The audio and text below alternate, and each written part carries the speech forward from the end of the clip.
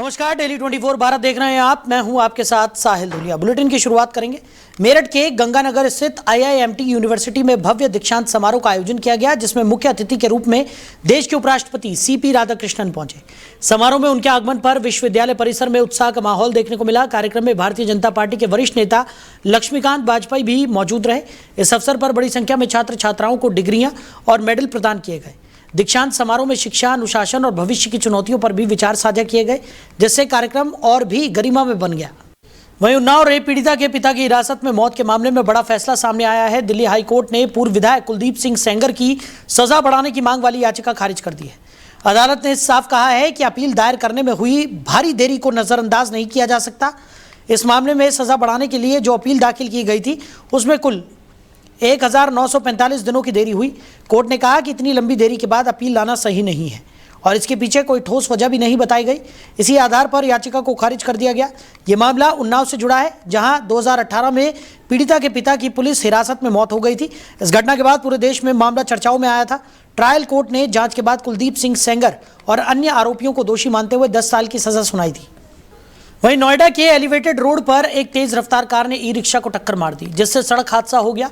इस हादसे में ई-रिक्शा चालक और एक यात्री गंभीर रूप से घायल हो गए।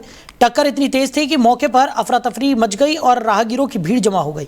घटना की सूचना मिलते ही थाना सेक्टर 20 पुलिस मौके पर पहुंची और घायलों को तुरंत अस्पताल में भर्ती कराया गया, जहां उनका इलाज जारी है। पुलिस ने दुर्घटनाग्रस्त कार को अपने कब्जे में ले लिया, जबकि चालक मौके से फरार बताया जा रहा है। फिलहाल पुलिस आरोपी चालक की तलाश में जुटी हुई है और आसपास लगे CCTV कैमरों की फुटेज खंगाली जा रही है, ताकि जल्द से जल्द उसे गिरफ्तार किया जा सके। इस हादसे ने एक बार फिर तेज रफ्तार और लापरवाही से वाहन चलाने के खतरों को उजागर कर दिया है। वहीं नोएडा में आत्महत्या की घटनाएं थमने का नाम नहीं ले रही हैं। ताजा मामला सेक्टर 30 स्थित चाइल्ड PGI से सामने आया है, जहां 19 वर्षीय युवक ने कमरे में फांसी लगाकर अपनी जान दे दी। मृतक की पहचान श्रावस्ती निवासी अवधेश कुमार के रूप में हुई है, जो चाइल्ड PGI में प्रशिक्षु टेक्नीशियन के पद पर कार्यरत था। घटना की जानकारी मिलते ही थाना सेक्टर 20 पुलिस मौके पर पहुंची और शव को कब्जे में लेकर पोस्टमार्टम के लिए भेज दिया। फिलहाल आत्महत्या के कारणों का पता नहीं चल सका है। पुलिस ने पंचनामा भरकर मामले की जांच शुरू कर दी है और आसपास के लोगों से पूछताछ की जा रही है।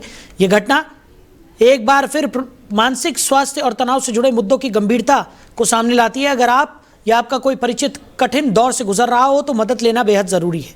समय पर बातचीत और सहारा कई जिंदगियां बचा सकता है। वहीं थाना भवन में भगवान परशुराम का जन्मोत्सव बड़े ही हर्षोल्लास और श्रद्धा के साथ मनाया गया। इस अवसर पर नगर में एक भव्य कार्यक्रम का आयोजन किया गया, जिसमें बड़ी संख्या में श्रद्धालु शामिल हुए। कार्यक्रम की शुरुआत भगवान परशुराम के चित्र के समक्ष दीप प्रज्वलित कर की गई। आयोजन ब्राह्मण उत्थान परशुराम दल के नेतृत्व में हुआ, जिसकी अध्यक्षता नरेश शर्मा ने की, जबकि संचालन संजीव शर्मा की तरफ से किया गया। इस दौरान भाजपा मंडल अध्यक्ष पवन गौतम ने भगवान परशुराम के जीवन और उनके आदर्शों पर कहा कि उनका संघर्ष अन्याय और अत्याचार के खिलाफ था, जिससे आज भी प्रेरणा मिलती है। वक्ताओं ने भगवान परशुराम के पराक्रम, अनुशासन और समाज के कमजोर वर्गों के संरक्षण में उनके योगदान को भी याद किया। कार्यक्रम के अंत में सभी ने सामूहिक रूप से, आपको बता दें, हनुमान चालीसा का पाठ किया और आयोजकों ने उपस्थित लोगों का आभार व्यक्त किया। इस मौके पर नगर के कई गणमान्य व्यक्ति और श्रद्धालु बड़ी संख्या में उपस्थित रहे। आगे बढ़ते, नोएडा के सेक्टर 146 के पास कूड़े के बड़े ढेर में भीषण आग लगने से इलाके में हड़कंप मच गया। आग इतनी तेज थी कि चारों तरफ घना धुआं फैल गया, जिससे राहगीरों और आसपास के लोगों को भारी परेशानियों का सामना करना पड़ा। कई लोगों को सांस लेने में दिक्कतें भी महसूस हुई। घटना की सूचना मिलते ही दमकल विभाग की कई गाड़ियां मौके पर पहुंची और आग बुझाने का प्रयास शुरू किया। फिलहाल आग पर काबू पाने की कोशिश लगातार जारी है। हालांकि आग लगने के कारणों का अभी तक स्पष्ट पता नहीं चल सका है। स्थानीय लोगों का कहना है कि कूड़े के ढेर में अक्सर आग लगने की घटनाएं सामने आती रहती हैं, जिससे प्रदूषण और स्वास्थ्य संबंधी खतरे बढ़ जाते हैं। प्रशासन अब आग के कारणों की जांच में जुटा है और लोगों से सतर्क रहने की अपील भी की गई है। वहीं मुजफ्फरनगर के मीरापुर थाना क्षेत्र के कमलियान मोहल्ले से एक हैरान कर देने वाला मामला सामने आया है, जहां चलती इलेक्ट्रिक स्कूटी में अचानक से आग लग गई। बताया जा रहा है कि स्कूटी सवार उस समय प्रचार के पैम्पलेट बांट रहा था, तभी अचानक स्कूटी में आग लग गई। देखते ही देखते आग ने विकराल रूप धारण कर लिया और पूरी स्कूटी जलकर राख हो गई। घटना के बाद मौके पर अफरा तफरी मच गई। स्थानीय लोगों ने तुरंत पानी डालकर किसी तरह आग पर काबू पाया। इस पूरी घटना का वीडियो भी सोशल मीडिया पर तेजी से वायरल हो रहा है। हालांकि बताया जा रहा है कि यह वीडियो कुछ दिन पुराना है। फिलहाल आग लगने के कारणों का स्पष्ट पता नहीं चल सका है, लेकिन शुरुआती तौर पर तकनीकी खराबी या बैटरी में समस्या की आशंका जताई जा रही है। ये घटना इलेक्ट्रिक वाहनों की सुरक्षा को लेकर एक बार फिर सवाल खड़े करते हुए नजर आ रही है। वहीं थाना भवन के विधायक अशरफ अली खान ने केंद्रीय मंत्री जयंत चौधरी से मुलाकात कर क्षेत्र के विकास से जुड़े अहम मुद्दों पर चर्चा की। इस दौरान विधायक ने ग्राम नौजल में आवंटित भूमि पर अत्याधुनिक सुविधाओं से युक्त राजकीय पॉलिटेक्निक कॉलेज के शीघ्र निर्माण की मांग रखी।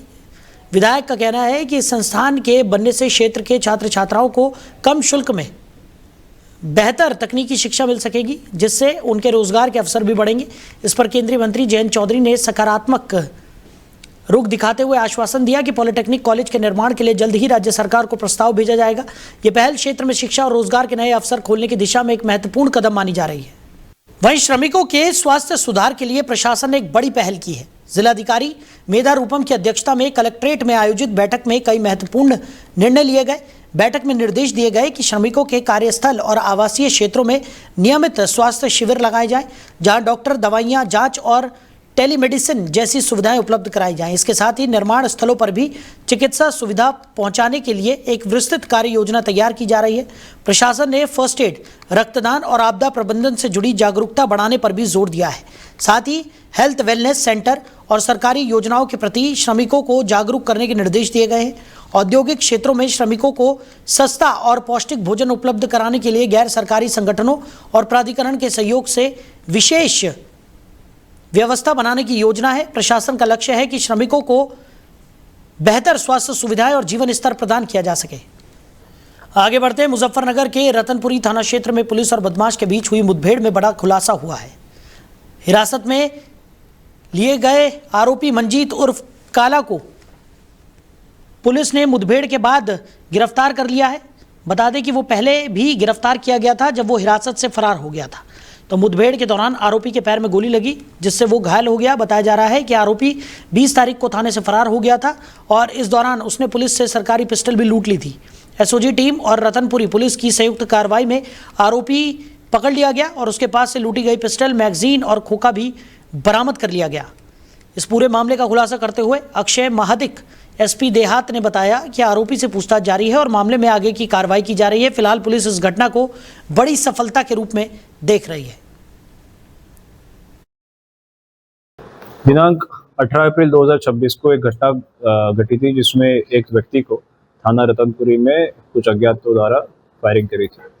तो इसी क्रम में जब मुकदमा पंजीकृत कर संयुक्त टीमें बनाई गई थी, जिसमें थाना टीम, एसओजी टीम, सब संयुक्त टीम बनाई गई थी। जब पुलिस टीम ने इसमें जो 2 वांछित अभियुक्त थे, दोनों को गिरफ्तार कर गया था।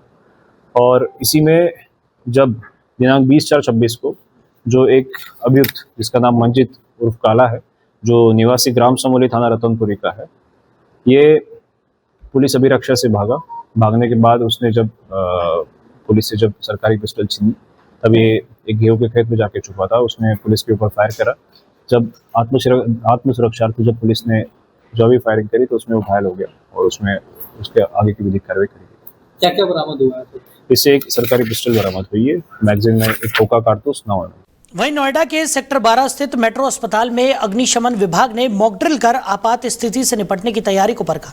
दिल्ली एनसीआर में भीषण गर्मी के चलते आग लगने की घटनाएं बढ़ रही हैं, जिसे देखते हुए फायर विभाग पूरी तरह सक्रिय हो गया है। इसी कड़ी में अस्पतालों और मॉल जैसे भीड़भाड़ वाले स्थानों पर लगातार मॉक ड्रिल कराई जा रही है, ताकि किसी भी आपात स्थिति में त्वरित कार्रवाई सुनिश्चित की जा सके। मॉक ड्रिल के दौरान ये भी दिखाया गया कि अगर अस्पताल में आग लगती है तो मरीजों को सुरक्षित तरीके से बाहर कैसे निकाला जाए। इसके अलावा हाई राइज इमारतों को ध्यान में रखते हुए हाइड्रोलिक मशीनों के जरिए रेस्क्यू ऑपरेशन का भी प्रदर्शन किया गया। फायर विभाग का उद्देश्य लोगों को जागरूक करना और आपदा के समय होने वाले नुकसान को कम करना है। प्रशासन का कहना है कि इस तरह की मॉक ड्रिल आगे भी जारी रहेगी, ताकि सुरक्षा व्यवस्था और मजबूत हो सके। और देखिए, कमिश्नर महोदय गौतम बुद्ध नगर के आदेश के क्रम में, मुख्यालय के आदेश क्रम में हम लोग एक अभियान चलाते हैं। और आप जैसे जानते हैं कि फायर सर्विस का सप्ताह भी हम लोग का चल रहा था, तो उसी के क्रम में जो है इस अभियान में हम लोग अस्पताल को हमने रखा है। आपको ज्ञात होगा कि छोटे से चिंगारी से या बड़े से चिंगारी से काफ़ी आग फैल सकती है और ग्रीष्मकालीन ऋतु चल रही है, बाहर का तापमान वैसे ही अधिक होता है। उसी के मद्देनजर जो है हमने एक अस्पताल मेट्रो है, एक निजी अस्पताल है, इसमें हमने सेक्टर 12 में, यहाँ पे हमने जो हम लोग अभियान के तहत यहाँ पे मॉक ड्रिल किया गया। इनके पूरे अस्पताल की तरफ से, पुलिस प्रशासन की तरफ से भागीदारी इसमें सुनिश्चित की गई है। और इस अभियान में जो हम लोगों ने करीब 10 लोगों को रेस्क्यू किया है। मॉक ड्रिल में हमने 10 लोगों को रेस्क्यू किया है। पूरे अस्पताल का सर्च एंड हमने रेस्क्यू का अभियान चलाया है। एक एक फ्लोर मैनेजर से बात की गई है, सारे लोग को सुरक्षित बाहर निकाला गया है। और यहाँ से जो 3 निजी अस्पताल और सरकारी अस्पताल जो हमारा 39 है, वहाँ पे मरीजों को भेजना सुनिश्चित कराया गया है। ग्रीन कॉरिडोर भी इसमें बनाया गया है ताकि लोग जो है यहाँ से सुरक्षित पहुँच के वहाँ पे जो है हम लोग समय रहते गोल्डन आवर में उनको अस्पताल में पहुँचाया जाए। देखिए, इसका सिर्फ और सिर्फ उद्देश्य हमारी अपनी तैयारियों का भी जायजा लेना है। जैसे आप पीछे देख सकते हैं कि मॉक ड्रिल में हम लोगों ने हाइड्रोलिक प्लेटफॉर्म का भी, अत्याधुनिक मशीनों का भी इस्तेमाल किया है। लोगों को जागरूक फैलाना है। मैं आप लोगों के माध्यम से, आपके श्रोतागण से यही गुजारिश करूंगा कि देखिए, ग्रीष्मकालीन ऋतु चल रही है।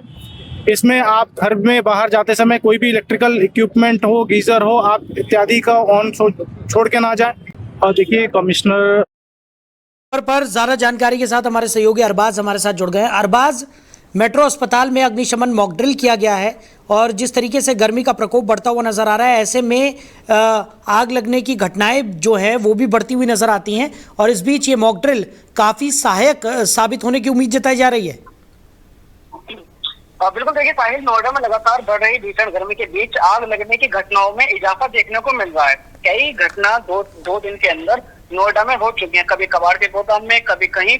लगातार कल भी 3 घटनाएं हुई हैं नोएडा और ग्रेटर नोएडा में। इसी खतरे को देखते हुए नोएडा जो फायर ब्रिगेड टीम है, विभाग पूरी तरह से अलर्ट मोड पर नजर आ रहा है। ताजा मामला नोएडा के सेक्टर 12 स्थित जो मेट्रो हॉस्पिटल है वहाँ का बताया जा रहा है, जहाँ फायर विभाग की टीम ने एक व्यापक मॉकड्रिल का आयोजन किया।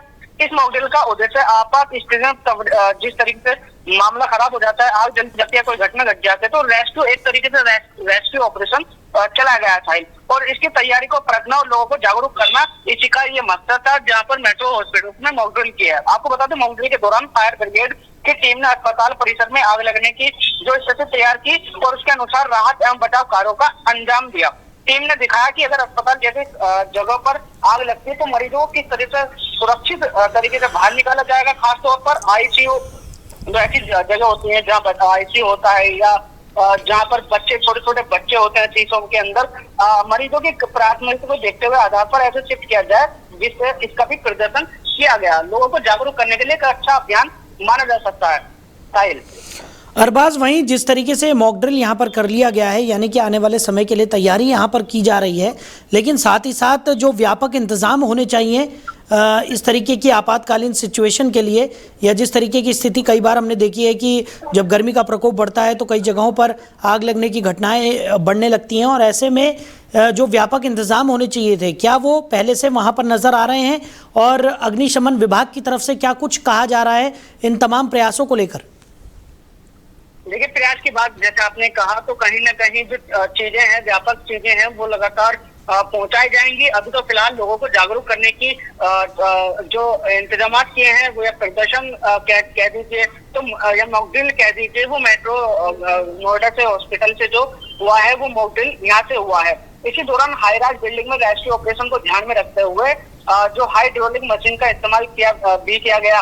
फायर टीम ने बताया कि नोएडा में तेजी से बढ़ती ऊंचे इमारतें जो हैं, जहां पर चलते अब रेस्क्यू ऑपरेशन पहले से ज्यादा गंभीर हो गया। ऐसे में हाइड्रोलिक प्लेटफॉर्म और आधुनिक जो उपकरण की मदद से ऊंचाई पर फंसे लोगों तक पहुंचना, उन्हें सुरक्षित बाहर निकालना बेहद जरूरी हो गया है। ये लोगों को समझाया जा रहा है। वहीं दिल्ली एनसीआर में तापमान लगातार बढ़ रहा है, जिसके चलते शॉर्ट सर्किट के अन्य कारणों के आग लगने से घटनाएं बढ़ जाती हैं और आशंका जताई जा रही है। इसी को देखते हुए फायर विभाग ने अपनी तैयारी को और मजबूत कर दिया। विभाग की टीमें लगातार अलग अलग जगह, जैसे अस्पतालों की बात की जाए, शॉपिंग मॉल की बात की जाए, बाजार की बात की जाए या रिहायशी इलाकों की बात की जाए, वहां पर मॉकड्रिल कर रही है, करती नजर भी आ रही है, ताकि किसी भी आपात स्थिति में तुरंत कार्रवाई की जा सके। साहिल, चलिए अरबाज, हमारे साथ जुड़ने के लिए, इस तमाम जानकारियों के लिए आपका बहुत शुक्रिया।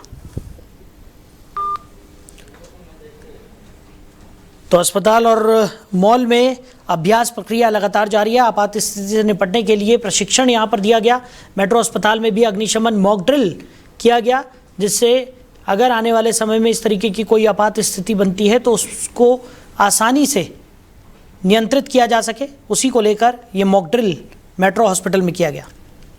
वहीं नगर कोतवाली में एसपी सिटी अमृत जैन ने औचक निरीक्षण कर व्यवस्थाओं का जायजा लिया। निरीक्षण के दौरान उन्होंने कोतवाली के प्रत्येक कक्ष का बारीकी से अवलोकन किया और असले से लेकर वाहनों तक की स्थिति को गंभीरता से परखा। डाक कार्यालय में रखे विवेचना रजिस्टरों की भी जांच की गई ताकि रिकॉर्ड व्यवस्था सही तरीके से संचालित हो रही है या नहीं इसका आकलन किया जा सके। इसके अलावा मालखाना और शस्त्र कक्ष का भी निरीक्षण किया गया, जहां सुरक्षा और रखरखाव को लेकर जरूरी निर्देश भी दिए गए। तो आपको बता दें कि रखरखाव से जुड़े हुए पहलुओं को उन्होंने देखा। एसपी सिटी ने पुलिस कर्मियों की बैरक व्यवस्था का भी जायजा लिया और साफ सफाई रखने के निर्देश दिए। निरीक्षण के दौरान मिली कमियों को लेकर संबंधित अधिकारियों को आवश्यक दिशा निर्देश दिए गए ताकि व्यवस्थाओं में सुधार लाया जा सके। देखिए, एसएसपी मुजफ्फरनगर सर के निर्देशन में आज हमारी टीम द्वारा थाना कोतवाली का निरीक्षण किया जा रहा है। इसमें थाना कोतवाली में जो हमारा परिसर है, उसका परिसर का पूरी तरह से घूम के उसकी अवस्था है, उस अवस्था में जो भी कमियां हैं, उन कमियों पे सुधारात्मक निर्देश दे दिए गए हैं।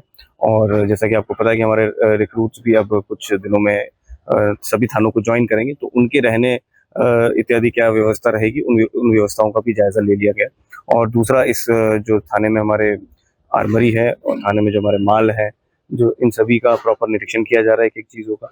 इसके अलावा विवेचनात्मक संबंधी जो थाने में OR होता है, उसको भी क्राइम के डेटा को, HS की चेकिंग को, फ्लाई शीट को, हर तरह से थाने की जो चीज़ें उनको चेक किया जा रहा है। इसके अलावा जो हमारे नए शासन के जो नए दिशा निर्देश हैं, जिसमें कि साइबर हेल्प डेस्क है, मिशन शक्ति केंद्र है, ई साक्ष्य हो गया, ई प्रोसेसेस हो गया, तो इन सभी चीज़ों का समीक्षा यहाँ पे की जा रही है। और जितनी भी कमियां और पाई जाएंगी उनमें सभी में सुधारात्मक निर्देश यहाँ पे।